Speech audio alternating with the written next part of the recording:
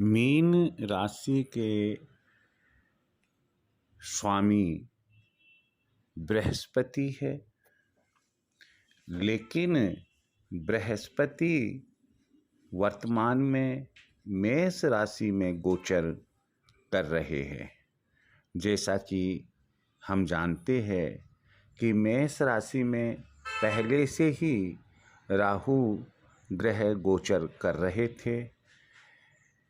बृहस्पति के गोचर करने से राहु और बृहस्पति की युति बनती है, जो चांडाल योग बनाती है। आप बहुत अच्छे से जानते हैं कि राहु और बृहस्पति यानी कि गुरु अपनी पूर्ण दृष्टि 7वें भाव पर तो रखते ही रखते हैं।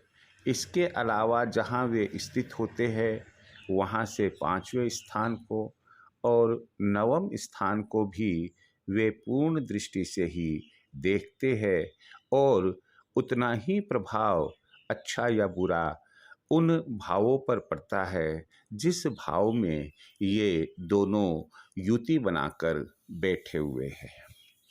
इस एपिसोड में मैं आपको मीन राशि वालों के लिए वर्ष 2023 का जो शेष समय बचा है, उस शेष समय के लिए भविष्य फल क्या रहेगा, इसकी जानकारी शेयर करने जा रहा हूँ।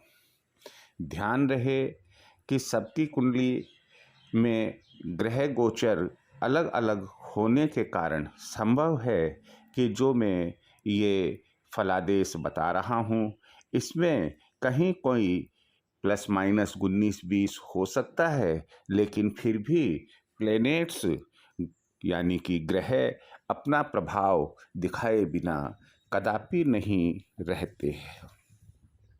हम आगे बढ़े इसके पहले मैं आपसे कहना चाहूँगा कि यदि चैनल को सब्सक्राइब नहीं किया है ज़रूर कीजिएगा आप। यदि आपको पसंद आता है लाइक कीजिएगा और अपने रिश्तेदारों को, अपने मित्र को आप शेयर भी कीजिएगा। मीन राशि वाले जातक कहाँ कहाँ कितनी कितनी सावधानी रखे वो मैं बताने जा रहा हूँ। उसके पहले हम एक छोटी सी चर्चा और कर ले कि शनि ग्रह जिस तरह से कुंभ राशि में गोचर कर रहा है उसके हिसाब से मीन राशि वालों पर जो 7.5 चल रही थी उसका अंतिम चरण यानी कि 2.5 वर्ष का जो तीसरा चरण है वह चल रहा है। इस लिहाज से शनि महाराज भी अपना प्रभाव दिखाए बिना नहीं रहेंगे। जहाँ शनि महाराज हो, गुरु और राहु अगर ये तीनों एक ही घर में उपस्थित हो जाते हैं तो स्वाभाविक है कि वहाँ कुछ न कुछ गड़बड़ अवश्य होगी। आप बखूबी जानते हैं कि जब गुरु और राहु एक ही घर में युति बनाते हैं या एक दूसरे पर पूर्ण दृष्टि रखते हैं तो चांडाल योग बनता है। किसी भी हाल में चांडाल योग अच्छा हो ही नहीं सकता है। यहाँ मैं मीन राशि के जातकों को बताना चाहूँगा कि यह योग आपके दूसरे भाव में धन भाव में बन रहा है और धन भाव में ना केवल यही बन रहा है बल्कि शनि महाराज भी अपनी तीसरी दृष्टि से पूर्ण दृष्टि डालते हुए यहाँ इस घर को देख रहे हैं। स्वाभाविक है धन यानी कि आय का भाव होने के कारण आपको अपनी इनकम से संबंधित, चाहे आप व्यवसाय करें, नौकरी करें, खेती बाड़ी करें, जिस चीज़ से भी इनकम हो रही है आपको बेहद परेशानियों का सामना 2023 में करना पड़ेगा। दूसरी बात यह है कि जो छठा भाव है ऋण और रोग का, यहाँ पर भी पूर्ण दृष्टि पड़ रही है गुरु महाराज की, राहु की और शनि सातवीं दृष्टि से पूर्ण दृष्टि बनाए हुए है। तो ऐसी परिस्थिति में आप पर ऋण और रोग हावी रहेंगे। आपको निश्चित रूप से सावधान रहकर कार्य करना चाहिए। चाहे आप मकान बनाने के लिए ऋण ले, विवाह के लिए ऋण ले, आप कोई व्हीकल खरीदने के लिए ऋण ले, व्यापार या अन्य किसी उद्देश्य के लिए ऋण ले, आप सावधानी अवश्य बरतें। अगर बहुत आवश्यक हो तो ही आप ऋण ले, क्योंकि ऐसा ऋण यह कभी भी आपके लिए लाभदायक नहीं हो सकता है। अगली बात जो मैं बताने जा रहा हूँ भविष्य फल के लिए, वो है कि आपका भाग्य जो भाव है, धर्म भाव है, वह भी कुछ अवरुद्ध है। शनि महाराज की जो 10वीं दृष्टि है, पूर्ण दृष्टि, वो इसे देख रही है। यदि आप न्याय संगत नहीं हैं तो ऐसी परिस्थिति में धर्म ध्यान से आपका मन भटक जाएगा। आप किसी भी हाल में पूजा पाठ नहीं कर पाएंगे। आपका भाग्य उदय होते होते रुक जाएगा। तो ऐसी परिस्थिति में आपको चाहिए कि आप पूरी सावधानी रखें, अपना पूरा मन धर्म ध्यान में लगाएं। सातवीं दृष्टि गुरु और राहु की आयु भाव पर भी पड़ रही है। और आयु भाव पर जब गुरु और राहु की दृष्टि पड़ रही है, जहाँ केतु पहले से विराजमान है तुला राशि में, वहाँ ऐसी स्थिति में आपको अपनी यात्राओं के संबंध में पूरा ध्यान रखना चाहिए। दुर्घटनाओं से बचने की कोशिश करनी चाहिए आपको। यह आपके हित में नहीं है। 10वां भाव जो नौकरी, व्यवसाय, पिता के मान सम्मान आदि और समाज में आपका मान सम्मान के लिए माना जाता है, उस पर 9वीं दृष्टि गुरु और राहु की पड़ रही है। और ऐसी स्थिति में इसका दूषित होना अनिवार्य यानी लाजमी हो जाता है। स्वाभाविक है कि आप पिछले कुछ दिनों से विशेष रूप से परेशान रह रहे हैं अपने व्यवसाय को लेकर, अपनी नौकरी को लेकर, समाज में, रिश्तेदारी में मान सम्मान को लेकर। हो सकता है कि पिता का स्वास्थ्य नरम चल रहा हो सकता है कि पिता के विचारों से आपका मतभेद चल रहा हो।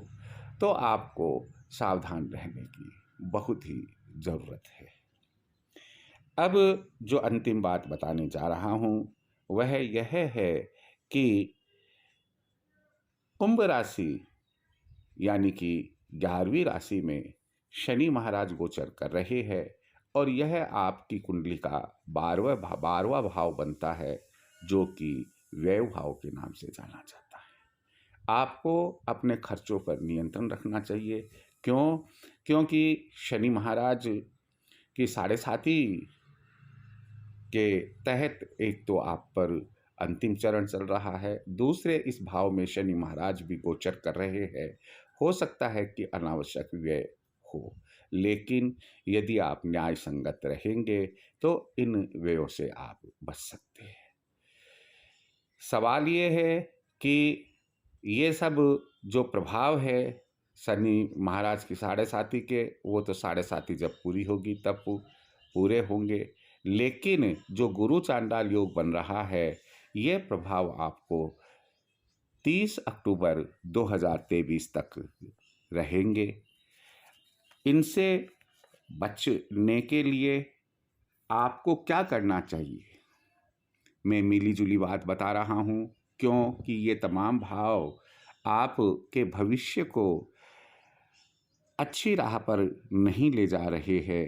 तो इसलिए पहली बात यह है कि प्रत्येक शनिवार को आप 1 मुट्ठी कोयला बहते हुए जल में प्रवाहित करते हैं। आजकल शहरों में बहते हुए जल की बड़ी समस्या होती है, तो जहाँ नालियाँ बह रही है पानी की, आप उसे बहता हुआ जल मानकर आप अपनी हाथ से एक मुट्ठी कोयला उसमें प्रवाहित करते हैं। आपको फिरोजा धारण करना चाहिए, चांदी में मध्यमा अंगुली में आपको फिरोजा धारण करना चाहिए। आप टाइगर स्टोन चांदी में बनवाकर मध्यमा अंगुली में धारण करें, बहुत शांति मिलेगी आपको। किसी के प्रति दुर्भावना न रखें। आप दिन के चौथे प्रहर के बाद से लेकर पूरी रात किसी भी प्रकार से क्रोध ना करें, सबका मान सम्मान करें। यदि कोई महत्वपूर्ण बात करनी है, कोई डिसीज़न लेना है, तो वो भी रात में ना लें और वो अगले दिन के ऊपर आप छोड़ दें। सूर्य भगवान को तांबे के पात्र में थोड़ा सा गुड़ डालकर और गुलाब की पत्ती डालकर आप रोज़ाना जल चढ़ाए, अर्घ दें और साथ ही साथ आदित्य स्तोत्रम का पाठ भी करें। पीपल की पूजा करें, जल चढ़ाएं, पूर्वमुखी होकर सुबह 9 परिक्रमा करें, ओम नमो भगवते वासुदेवाय मंत्र का जप करें। संभव हो तो प्रत्येक शनिवार को सायंकाल सरसों के तेल का दीपक पश्चिम मुखी होकर आप लगाएं। लेकिन यहाँ एक बात ध्यान रखने की है, पीपल को चाहे आप जल सींचे, चाहे आप दीपक लगाए, ये दोनों काम ही जिस समय सूर्य रहता है उसी समय करना है। अर्थात सूर्य उदय होने के बाद जल चढ़ाना है और सूर्य अस्त होने के पहले आपको दीपक लगाना है। अगर सूर्य नहीं है तो और आप भूल गए हैं तो ऐसी परिस्थिति में ना जल चढ़ाएं और ना ही दीपक लगाएं। क्यों कि अंधेरे में अर्थात संध्या बाद से लेकर अगले दिन सूर्य उदय होने तक दरिद्रता का वास पीपल में रहता है। रविवार को पीपल को नहीं पूछना है। तो यहाँ पर आप ध्यान रखें कि पीपल की पूजा के संबंध में आप पूरा ख्याल रखें। अगर आप इन उपायों में से अधिकांश उपाय या कुछ उपाय आप अपनाते हैं तो ऐसी परिस्थिति में निश्चित रूप से आपको फायदा होगा और आप 30 अक्टूबर 2023 आराम से पकड़ सकते हैं। यदि आप ऐसा नहीं करते हैं तो संभव है कि किसी भी प्रकार की कोई परेशानी आपको जकड़ सकती है और आप बेहद जीवन में परेशान हो सकते हैं और तो और आप डिप्रेशन में भी जा सकते हैं। कोई भी का बात आपके साथ में घटना दुर्घटना हो सकती है। परमात्मा आपका साथ दे, आपको न्याय संगत बनाए और आपको प्रत्येक संकट से दूर रखे, यही मेरी ईश्वर से प्रार्थना है। जय श्री कृष्ण।